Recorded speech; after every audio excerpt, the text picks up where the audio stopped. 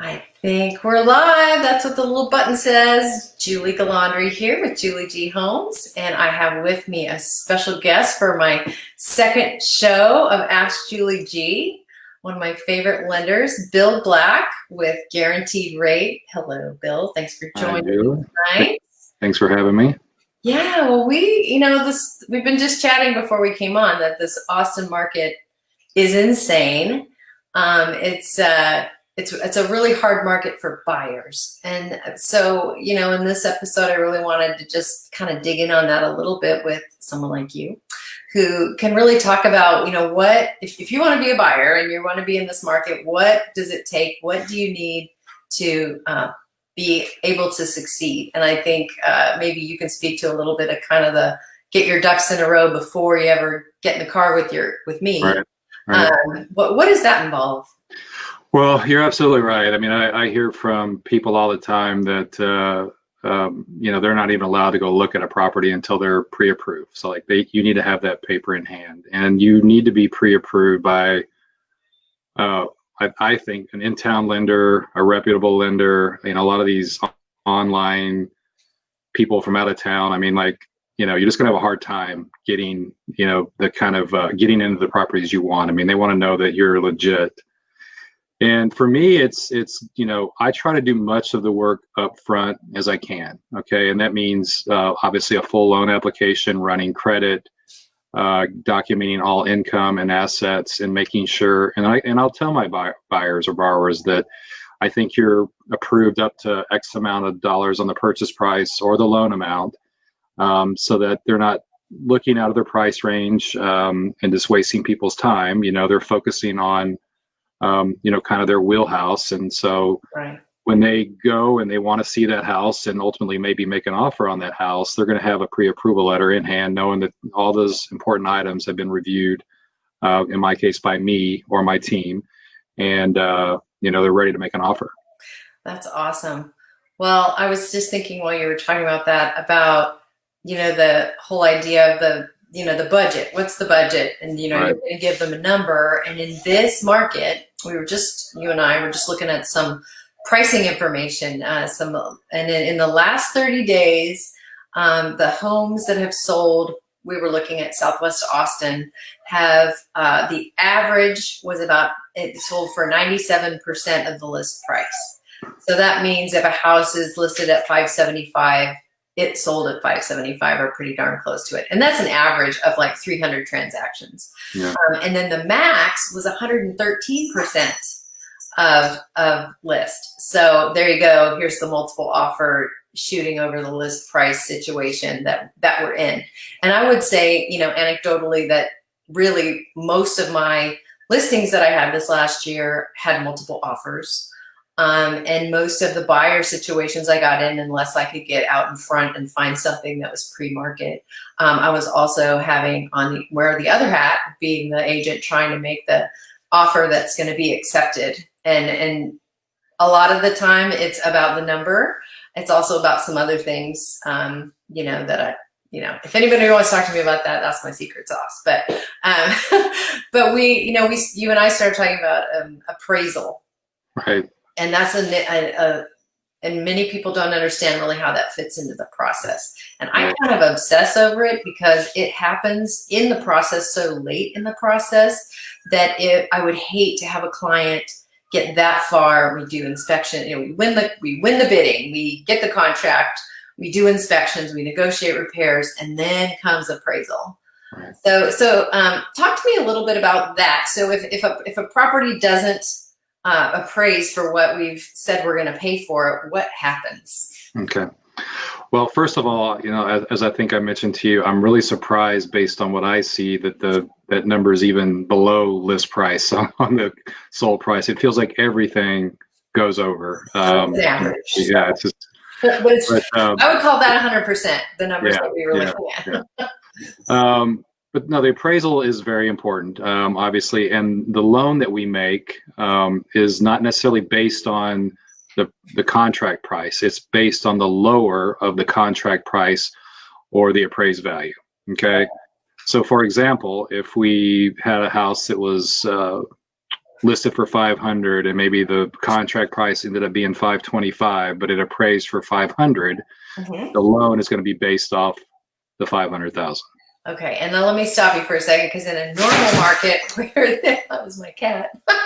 In a normal market where we're not so under inventoried and there's not so much craziness, Right. that would spark a conversation with the seller about what is the price are we going to close at, and it would be a negotiation.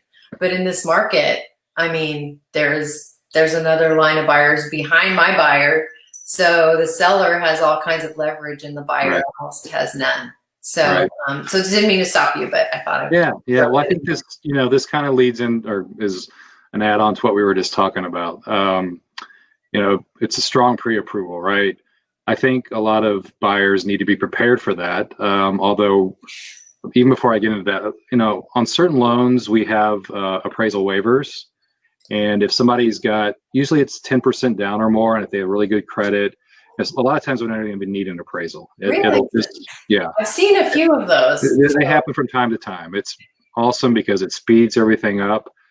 But, if somebody's putting 10% down or less, I mean, it really depends. But in this case, somebody that's putting 10% down or more, I'll just use the same example that I was using, they'd probably be okay. On a conventional loan of this amount, the minimum down payment is 5%. Okay, so if you have a buyer that's buying at 525 with 5% down, that deal works all day. Okay, if they have 10% down, that deal works too. Now, if you have an appraisal shortage, here's what happens.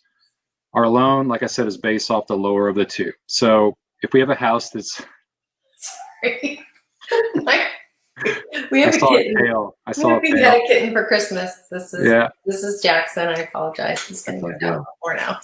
So on this one of 525, okay, if a borrower is putting 10% down and it appraises for 500, again, our loan is going to be based off the lower of the two. Okay, so right. So 10% down on 500 is a loan amount of 455. Okay, but you've got to cover the difference between the 500 and the 25. You got to cover the shortage. Okay. So how we can make this deal work is because if that person had budgeted for 10% down, we can have 25,000 of their funds go to cover the shortage, and then apply a 5% down loan off the 500. So they still come to the table with about the same amount of money. It's just a 5% down loan versus a 10% down loan. I gotcha. The rate stays the same. If they have mortgage insurance, that would change a little bit, but the numbers still work. It's where that is so great. So it's not the simple math of it's 20. You bid 25 over list. It didn't appraise. There's a $25,000 gap, and you have to bring 25 to the table. You do, but you finance it differently. Yeah. Oh, you change the structure of the loan. Great information. Yeah. How often do you have to do that these days? I've been blessed, I think, and I don't know. I mean, maybe everybody else is too, but it's been pretty rare that appraisals actually come in low in this market, which is, you would think it would happen quite often, but it doesn't happen that often. Where I've seen it happen is really on bigger deals, 1.5 to 2 million, where there are multiple offers, and those are multiple offers too. And it goes for a couple $100,000 over list price. You're not going to have as many comps with a listing like that with you would have something that's 400 or 500,000. So, but those buyers typically have more disposable income, and so they can bridge that gap and make it work. Or they're putting down, and let's say somebody put down 40%. If they just then really it doesn't have to, right? Yeah, if you structure it up front with a bigger down payment, or you have excess funds available in case of a shortage, there's always a way to make it work. It's just a matter if you want to do it or not. But from a loan perspective, it usually works. Yes, because in a normal market, no buyer wants to go and get to that moment and see that that the perception is they're paying more than the market will bear. That is the call, that phone call or email or text is always the most, I don't know, I want to say the most important one, but it's the one that people are the most anxious about. It's not about, I mean, these days anyway, it's not about the loan approval or we're going to closing. It's how did the place appraise? Did we appraise? Yes. And then everyone's happy if it's a little bit over what the contract is. Yeah. And even these days, people are like, I'm going to buy the house anyway because there's nothing else to buy or very little else to choose from. Right. But yeah, back in the day, that would be very disappointing for a buyer.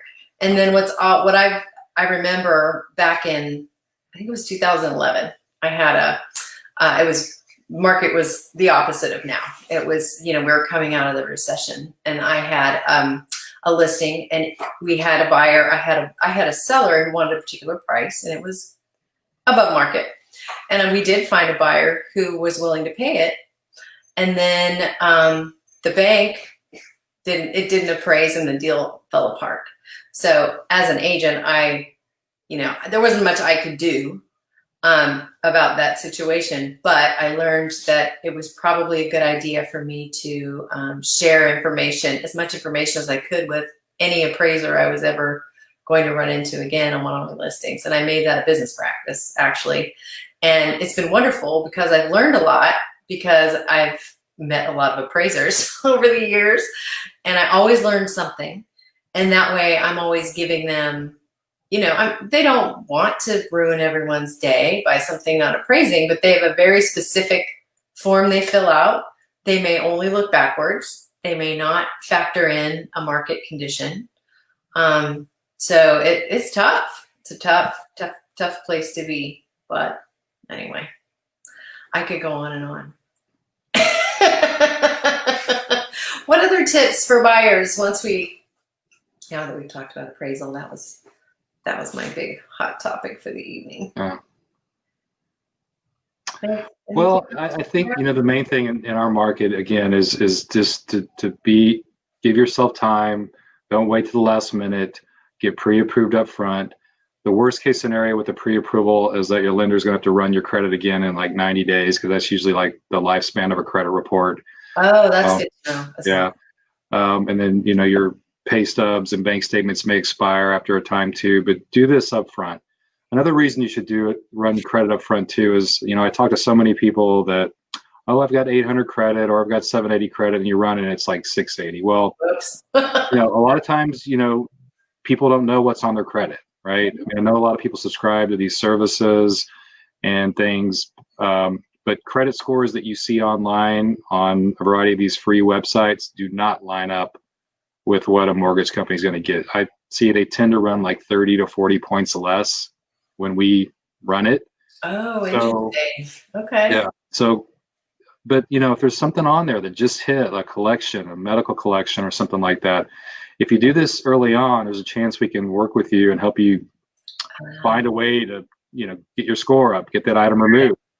And credit score is important for approvability, right? You have to have a certain credit score to get a loan, and certain loans require different credit scores, but it's very important on the interest rate, right?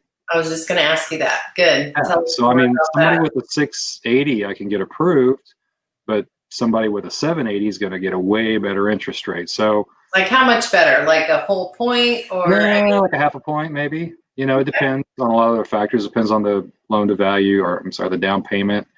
There's a lot of other things that go into the equation, but it's a big difference. And if you're putting less than 20% down and you have mortgage insurance, your mortgage insurance is going to be extremely higher with a lower credit score than a higher credit score. So it's just good to get pre-approved quickly, get your lender everything they need, everything they ask for.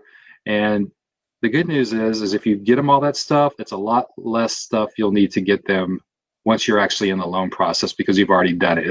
And people are stressed out. It's a stressful 30 days. Well, and the other thing that made me think of is that when we're trying to be the most attractive buyer, someone who is pre-qualified is not as attractive as someone who is pre-approved, or that already has, the loan already, everything's already to a point where you could close I don't know if anybody's closing inside 30 days, but you know, it may, especially with all the refis going on, but being somewhere, you know, less days than the average Joe that piled on to this opportunity, you know.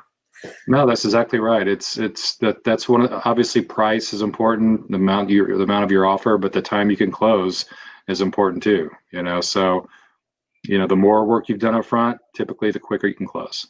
Yeah, and that's what I tell people too, and that's why I love working with you, because you're all on top of it, and we, you know, we just work together to get the clients all ready to be successful. So I appreciate you, and that's all I had. I don't know if you have any other questions for me, but if anybody's listening and watching and has other questions for this show, you know, make a comment, and I will. If you have a question, I will find the answer, and I'll find an expert to put on the panel with me, so we can do it again next week.